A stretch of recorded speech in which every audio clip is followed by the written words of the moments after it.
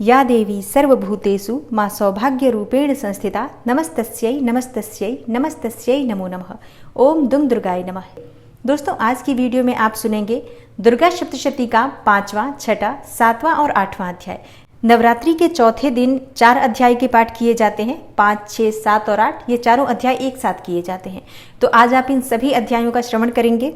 तो सबसे पहले 5वें अध्याय का श्रवण करते हैं। और दुर्गा सप्तशती के 5वें अध्याय में देवताओं द्वारा देवी की स्तुति और चंड मुंड के मुख से अंबिका के रूप की प्रशंसा सुनकर शुंभ का उनके पास दूत भेजना और दूत का निराश लौटने का वर्णन किया गया है। तो पाठ सुनने से पहले माँ भगवती दुर्गा का अपने मन में ध्यान कीजिए। ओम नमः चंडिकायै इस मंत्र का उच्चारण कीजिए और पूरे भक्तिभाव से इस कथा का श्रवण करते हैं। ऋषि कहते हैं, पूर्व काल में शुंभ और निशुंभ नामक असुरों ने अपने बल के घमंड में आकर सचिपति इंद्र के हाथों से तीनों लोकों का राज्य और यज्ञ भाग छीन लिए।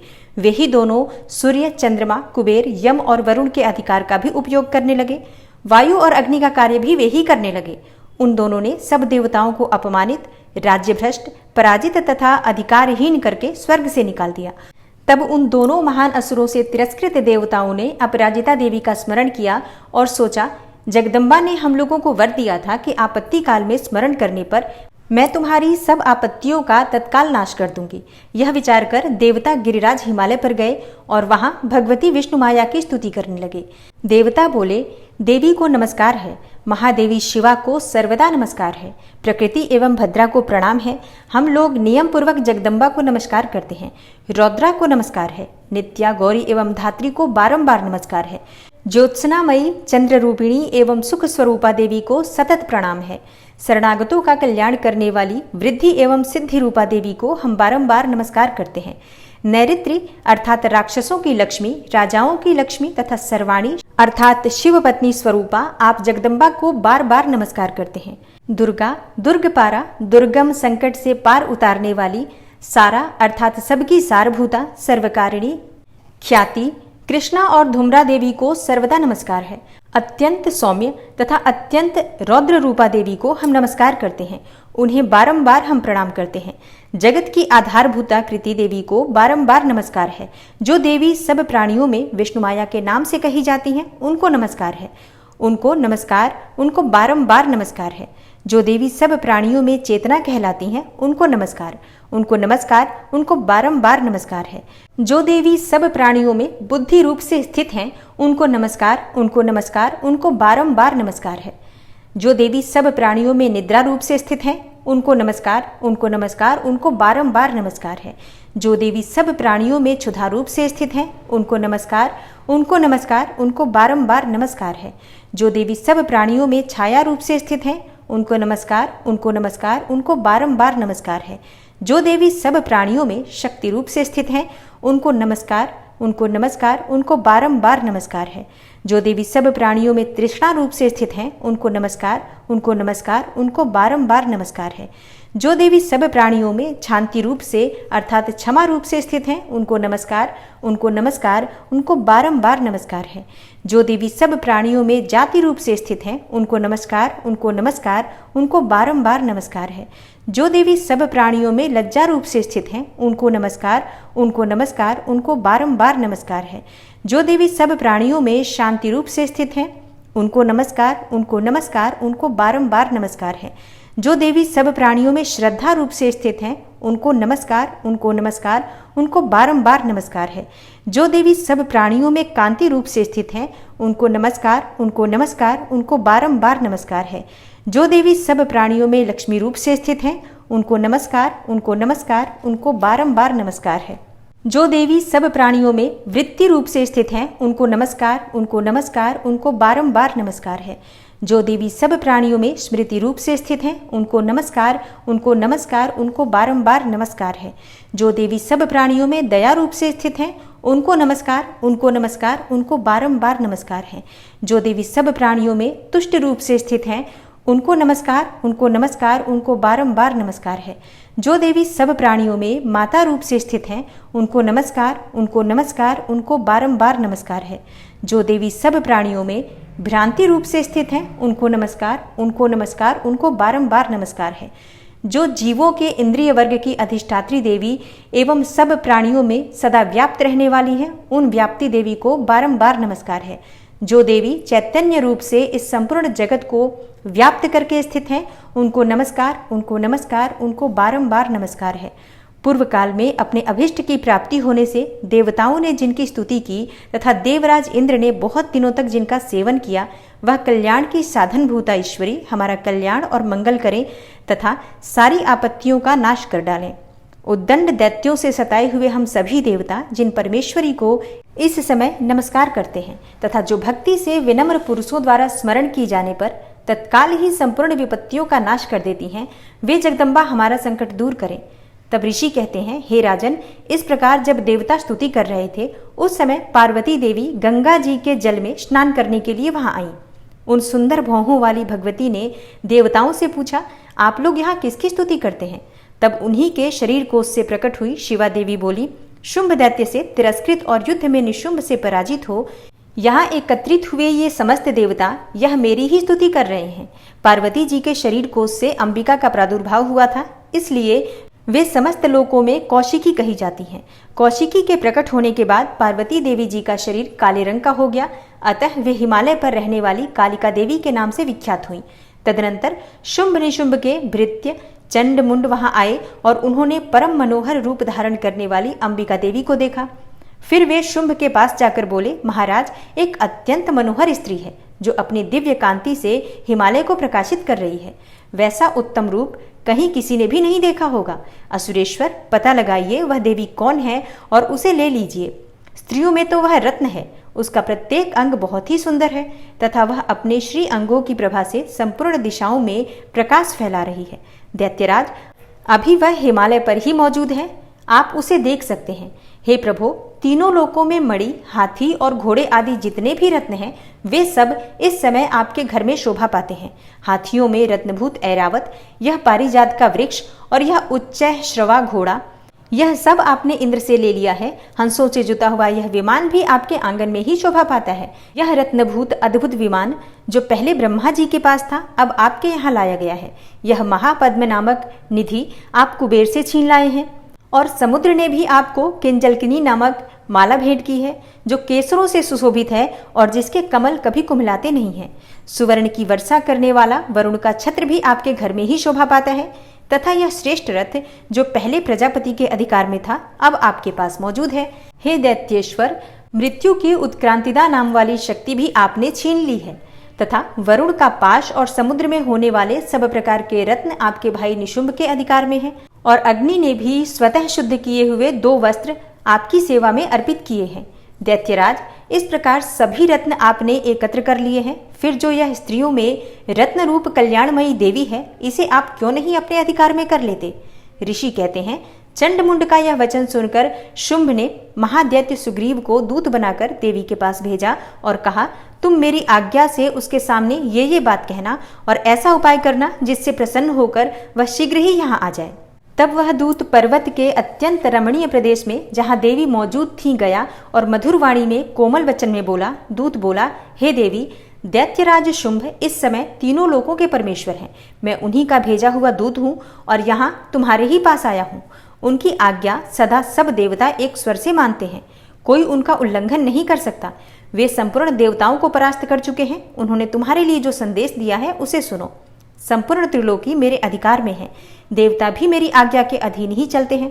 संपूर्ण यज्ञों के भागों को मैं ही पृथक पृथक भोगता हूँ। तीनों लोकों में जितने भी श्रेष्ठ रत्न हैं, वे सब मेरे ही अधिकार में हैं। देवराज इंद्र का वाहन ऐरावत जो हाथियों में रत्न के समान है, मैंने छीन लिया है। क्षीर सागर का मंथन करने से जो अश्वरत्न उच्चैः श्रवा प्रकट हुआ था, उसे भी देवताओं ने मेरे पैरों पर पड़कर समर्पित किया है। हे सुंदरी, उनके सिवा और भी जितने रत्नभूत पदार्थ देवताओं, गंधर्वों और नागों के पास थे, वे सब मेरे पास ही आ गए हैं। हे देवी, हम लोग तुम्हें संसार की स्त्रियों में रत्न मानते हैं, अतः तुम हमारे पास आ जाओ, क्योंकि रत्नों का उपभोग करने वाले हम ही हैं। चंचल कटाक्षों वाली हे सुंदरी, तुम मेरी या मेरे भाई महापराक्रमी निशुंभ की सेवा में आ जाओ, क्योंकि तुम रत्न स्वरूपा हो। मेरा वरण करने से तुम्हें तुलना रहित महान ऐश्वर्य की प्राप्ति होगी। अपनी बुद्धि से यह विचार कर तुम मेरी पत्नी बन जाओ। ऋषि कहते हैं, दूत के यो कहने पर कल्याणमयी भगवती दुर्गा देवी जो इस जगत को धारण करती हैं, मन ही मन गंभीर भाव से मुस्कुराई और इस प्रकार बोली। देवी ने कहा, हे दूत, तुमने बिल्कुल सत्य कहा है, इसमें तनिक भी मिथ्या नहीं है। शुंभ तीनों लोकों का स्वामी है और निशुंभ भी उसी के समान पराक्रमी है, किंतु इस विषय में मैंने जो प्रतिज्ञा कर ली है उसे मिथ्या कैसे करूं? मैंने अपनी अल्प बुद्धि के कारण पहले से जो प्रतिज्ञा कर रखी है उसे सुनो। जो मुझे संग्राम में जीत लेगा, जो मेरे अभिमान को चूर्ण कर देगा तथा संसार में जो मेरे समान बलवान होगा, वही मेरा स्वामी होगा। इसलिए शुंभ तथा महादैत्य निशुंभ स्वयं ही यहाँ पधारें और मुझे जीतकर शीघ्र ही मेरा पाणी ग्रहण कर ले, इसमें विलंब की क्या आवश्यकता है? दूत बोला, हे देवी, तुम घमंड से भरी हो, मेरे सामने ऐसी बातें न करो। तीनों लोकों में कौन ऐसा पुरुष है जो शुंभ और निशुंभ के सामने खड़ा हो सके? हे देवी, अन्य दैत्यों के सामने भी सारे देवता युद्ध में नहीं ठहर सकते, फिर तुम अकेली स्त्री होकर कैसे ठहर सकती हो?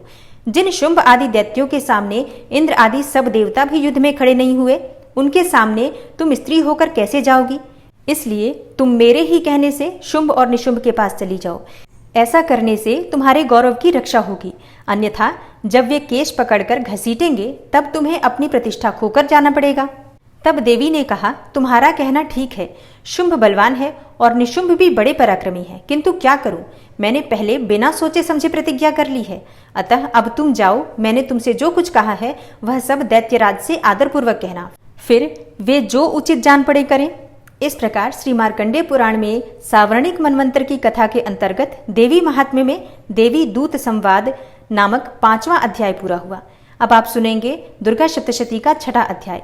6ठे अध्याय में धूम्रलोचन वध का वर्णन किया गया है। ऋषि कहते हैं, देवी का यह कथन सुनकर दूत को बड़ा अमर्ष हुआ और उसने दैत्यराज के पास जाकर सब समाचार विस्तार पूर्वक कह सुनाया। दूत के उस वचन को सुनकर दैत्यराज कुपित हो उठा और दैत्य सेनापति धूम्रलोचन से बोला, धूम्रलोचन, तुम शीघ्र अपने साथ सेना लेकर जाओ और उस दुष्टा के केश पकड़कर घसीटते हुए उसे बलपूर्वक यहाँ ले आओ। उसकी रक्षा करने के लिए यदि कोई दूसरा खड़ा हो तो वह देवता, यक्ष अथवा गंधर्व ही क्यों न हो, उसे अवश्य मार डालना। ऋषि कहते हैं, शुंभ के इस प्रकार आज्ञा देने पर वह धूम्रलोचन दैत्य 60,000 असुरों की सेना को साथ लेकर वहां से तुरंत चल दिया। वहां पहुंचकर उसने हिमालय पर रहने वाली देवी को देखा और ललकार कर कहा, अरे तू शुंभ निशुंभ के पास चल। यदि इस समय प्रसन्नतापूर्वक मेरे स्वामी के समीप नहीं चलेगी तो मैं बलपूर्वक झोंटा पकड़कर घसीटते हुए तुझे ले चलूंगा। देवी बोली, तुम्हें दैत्यों के राजा ने भेजा है, तुम स्वयं भी बलवान हो और तुम्हारे साथ विशाल सेना भी है। ऐसी दशा में यदि मुझे बलपूर्वक ले चलोगे तो मैं तुम्हारा क्या कर सकती हूँ? ऋषि कहते हैं, देवी के यो कहने पर असुर धूम्रलोचन उनकी ओर दौड़ा। तब अंबिका ने हुम शब्द के उच्चारण मात्र से उसे भस्म कर दिया। फिर तो क्रोध में भरी हुई दैत्यों की विशाल सेना और अंबिका ने एक दूसरे पर तीखे सायकों, शक्तियों तथा फरसों की वर्षा आरंभ कर दी। इतने में ही देवी का वाहन सिंह क्रोध में भरकर भयंकर गर्जना करके गर्दन के बालों को हिलाता हुआ असुरों की सेना में कूद पड़ा। उसने कुछ दैत्यों को पंजों की मार से, कितनों को अपने जबड़ों से और कितने ही महादैत्यों को पटक कर ओठ की दाढ़ों से घायल करके मार डाला। उस सिंह ने अपने नखों से कितनों के पेट फाड़ डाले और थप्पड़ मारकर कितनों के ही सिर धड़ से अलग कर दिए। कितनों की भुजाएं और मस्तक काट डाले तथा अपनी गर्दन के बाल हिलाते हुए उसने दूसरे दैत्यों के पेट फाड़कर उनका रक्त चूस लिया। अत्यंत क्रोध में भरे हुए देवी के वाहन उस महाबली सिंह ने क्षण भर में ही असुरों की सारी सेना का संहार कर डाला। शुंभ ने जब सुना कि देवी ने धूम्रलोचन असुर को मार डाला तथा उसके सिंह ने सारी सेना का सफाया कर डाला, तब उस दैत्यराज को बड़ा क्रोध हुआ। उसका होठ कांपने लगा। उसने चंड और मुंड नामक 2 महादैत्यों को आज्ञा दी, हे चंड और हे मुंड, तुम लोग बहुत बड़ी सेना लेकर वहां जाओ। उस देवी के झोंटे पकड़कर अथवा उसे बांधकर शीघ्र यहाँ ले आओ। यदि इस प्रकार उसको लाने में संदेह हो तो युद्ध में सब प्रकार के अस्त्र शस्त्रों तथा समस्त आसुरी सेना का प्रयोग करके उसकी हत्या कर डालना। उस दुष्टा की हत्या होने पर तथा सिंह के भी मारे जाने पर उस अंबिका को बांधकर साथ लेकर शीघ्र ही लौट आना। ओम नमः चंडिकायै। इस प्रकार श्री मार्कंडेय पुराण में सावर्णिक मनवंतर की कथा के अंतर्गत देवी महात्म्य में धूम्रलोचन वध नामक 6ठा अध्याय पूरा हुआ। और अब आप सुनेंगे दुर्गा सप्तशती का 7वां अध्याय, जिसमें चंड और मुंड के वध का वर्णन किया गया है।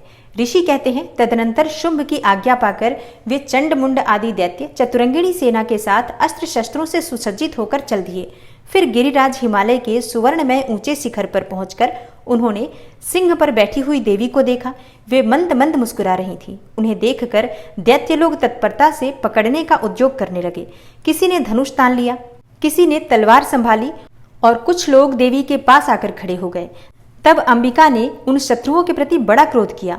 उस समय क्रोध के कारण उनका मुख काला पड़ गया, ललाट में भौहें टेढ़ी हो गईं और वहां से तुरंत विकराल मुखी काली प्रकट हुई, जो तलवार और पाश लिए हुए थीं।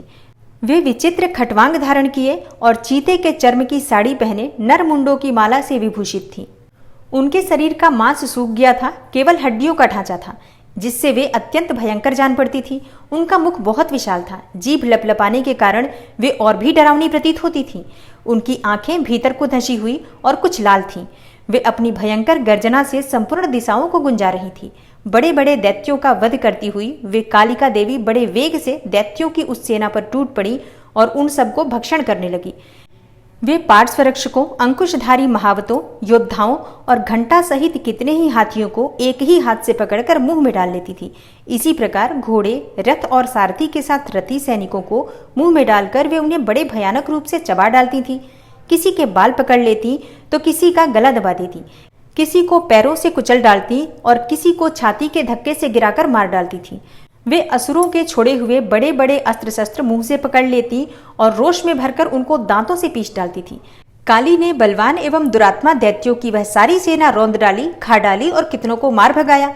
कोई तलवार के घाट उतारे गए, कोई खटवांग से पीटे गए और कितने ही असुर दांतों के अग्रभाग से कुचले जाकर मृत्यु को प्राप्त हुए। इस प्रकार देवी ने असुरों की उस सारी सेना को क्षण भर में मार गिराया। यह देखकर चंड उन अत्यंत भयानक काली देवी की ओर दौड़ा तथा महादैत्य मुंड ने भी अत्यंत भयंकर बाणों की वर्षा से तथा हजारों बार चलाए हुए चक्रों से उन भयानक नेत्रों वाली देवी को आच्छादित कर दिया। वे अनेकों चक्र देवी के मुख में समाते हुए ऐसे जान पड़े मानो सूर्य के बहुतेरे मंडल बादलों के उदर में प्रवेश कर रहे हों। तब भयंकर गर्जना करने वाली काली ने अत्यंत रोष में भरकर विकट अट्टहास किया। उस समय उनके विकराल वदन के भीतर कठिनता से देखे जा सकने वाले दांतों की प्रभा से वे अत्यंत उज्जवल दिखाई देती थी। देवी ने बहुत बड़ी तलवार हाथ में ले हंग का उच्चारण करके चंड पर धावा किया और उसके केश पकड़कर उसी तलवार से उसका मस्तक काट डाला। चंड को मारा देखकर मुंड भी देवी की ओर दौड़ा। तब देवी ने रोष में भरकर उसे भी तलवार से घायल करके धरती पर सुला दिया। महापराक्रमी चंड और मुंड को मारा गया देखकर मरने से बची हुई बाकी सेना भय से व्याकुल हो चारों ओर भाग गई। तदनंतर काली ने चंड और मुंड का मस्तक हाथ में लेकर चंडिका के पास जाकर प्रचंड अट्टहास करते हुए कहा, हे देवी, मैंने चंड और मुंड नामक इन दो महापशुओं को तुम्हें भेंट किया है। अब युद्ध यज्ञ में तुम शुंभ और निशुंभ का स्वयं ही वध करना। ऋषि कहते हैं वहां लाए हुए उन चंड मुंड नामक महादैत्यों को देखकर कल्याणमयी चंडी ने काली से मधुर वाणी में कहा, हे देवी, तुम चंड और मुंड को लेकर मेरे पास आई हो, इसलिए संसार में चामुंडा के नाम से तुम्हारी ख्याति होगी। ओम नमः चंडिकायै। इस प्रकार श्री मार्कंडेय पुराण में सावर्णिक मनवंतर की कथा के अंतर्गत देवी महात्म्य में चंड मुंड वध नामक 7वां अध्याय पूरा हुआ।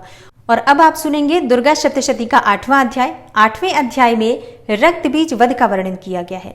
ऋषि कहते हैं चंड और मुंड नामक दैत्यों के मारे जाने तथा बहुत सी सेना का संहार हो जाने पर दैत्यों के राजा प्रतापी शुंभ के मन में बड़ा क्रोध हुआ और उसने दैत्यों की संपूर्ण सेना को युद्ध के लिए कूच करने की आज्ञा दी।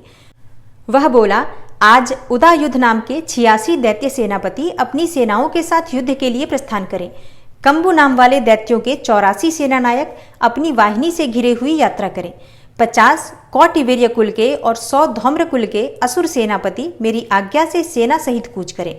कालक, दौरहृद, मौर्य और कालकेय असुर भी युद्ध के लिए तैयार होकर मेरी आज्ञा से तुरंत प्रस्थान करें। भयानक शासन करने वाला असुर राज शुंभ इस प्रकार आज्ञा देकर सहस्त्रों बड़ी बड़ी सेनाओं के साथ युद्ध के लिए प्रस्थित हुआ। उसकी अत्यंत भयंकर सेना आती देखकर चंडिका ने अपने धनुष की टंकार से पृथ्वी और आकाश के बीच का भाग गुंजा दिया। हे राजन, तदनंतर देवी के सिंह ने भी बड़े जोर जोर से दहाड़ना आरंभ किया।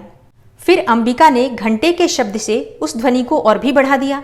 धनुष की टंकार, सिंह की दहाड़ और घंटे की ध्वनि से संपूर्ण दिशाएं गूंज उठी उस भयंकर शब्द से काली ने अपने विकराल मुख को और भी बढ़ा लिया तथा इस प्रकार वे विजयिनी हुई।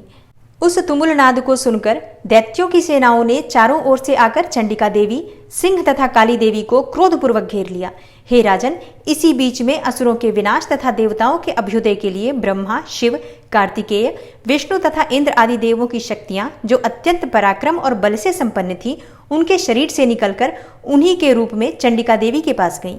जिस देवता का जैसा रूप, जैसा वेश और जैसा वाहन है, ठीक वैसे ही साधनों से संपन्न हो उसकी शक्ति असुरों से युद्ध करने के लिए आई।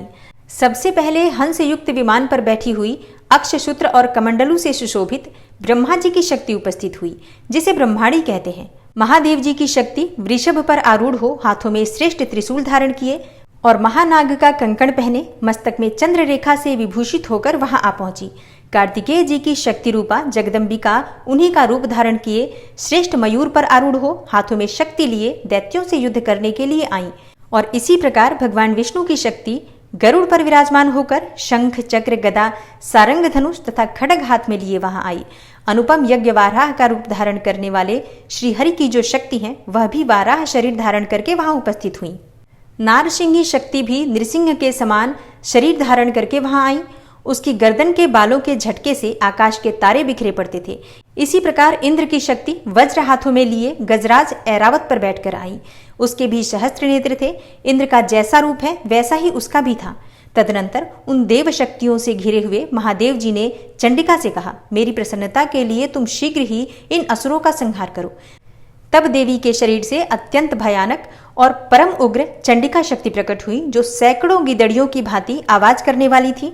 उस अपराजिता देवी ने धूमिल जटा वाले महादेव जी से कहा, हे भगवान, आप शुंभ निशुंभ के पास दूत बनकर जाइए और उन अत्यंत गर्वीले दानव शुंभ एवं निशुंभ दोनों से कहिए, और इसके साथ ही इनके अतिरिक्त भी जो दानव युद्ध के लिए वहां उपस्थित हो, उनको भी यह संदेश दीजिए, दैत्यों, यदि तुम जीवित रहना चाहते हो तो पाताल को लौट जाओ। इंद्र को त्रिलोकी का राज्य मिल जाए और देवता यज्ञ भाग का उपभोग करें, और यदि बल के घमंड में आकर तुम युद्ध की अभिलाषा रखते हो तो आओ, मेरी शिवाएं अर्थात योगिनियां तुम्हारे कच्चे मांस से तृप्त हों। चूंकि उस देवी ने भगवान शिव को दूत के कार्य में नियुक्त किया था, इसलिए वह शिवदूती के नाम से संसार में विख्यात हुई। वे महादैत्य भी भगवान शिव के मुंह से देवी के वचन सुनकर क्रोध में भर गए और जहां कात्यायनी विराजमान थी उस ओर बढ़े। तदनंतर वे दैत्य अमरस में भरकर पहले ही देवी के ऊपर बाण शक्ति और रिष्टि आदि अस्त्रों की वृष्टि करने लगे। तब देवी ने भी खेल खेल में ही धनुष की टंकार की और उससे छोड़े हुए बड़े बड़े बाणों द्वारा दैत्यों के चलाए हुए बाण, शूल, शक्ति और फरसों को काट डाला। फिर काली उनके आगे होकर शत्रुओं को शूल के प्रहार से विदीर्ण करने लगी और खटवांग से उनका कचूमर निकालती हुई रणभूमि में विचरने लगी।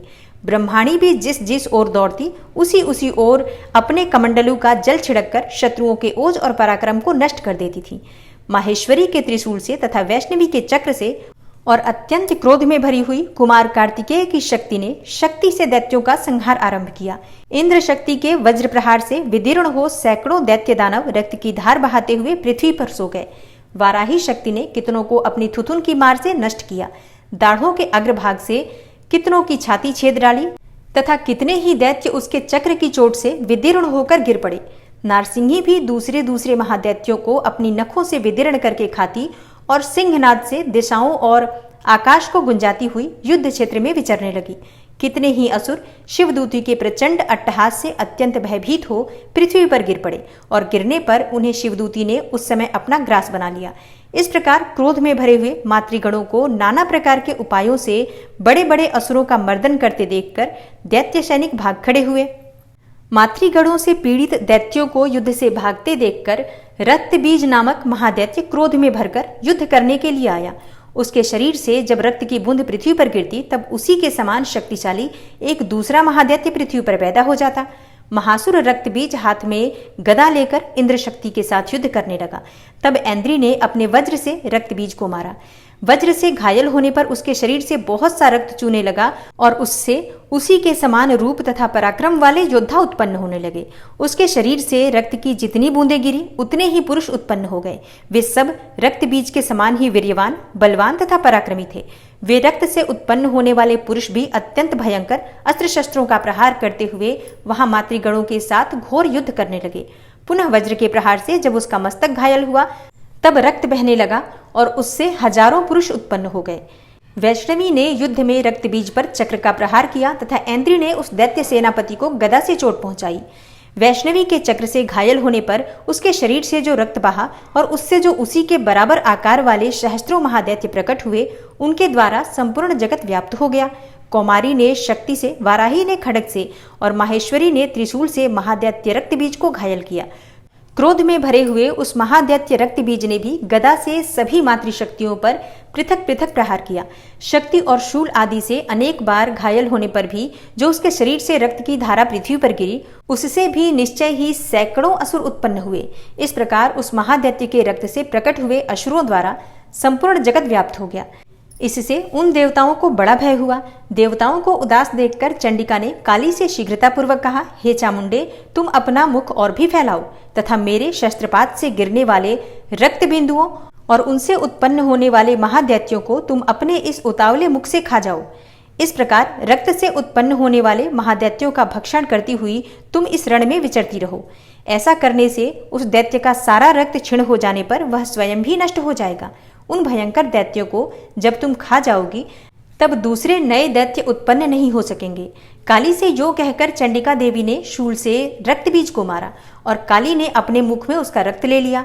तब उसने वहां चंडिका पर गदा से प्रहार किया, किंतु उस गदापात ने देवी को तनिक भी वेदना नहीं पहुंचाई।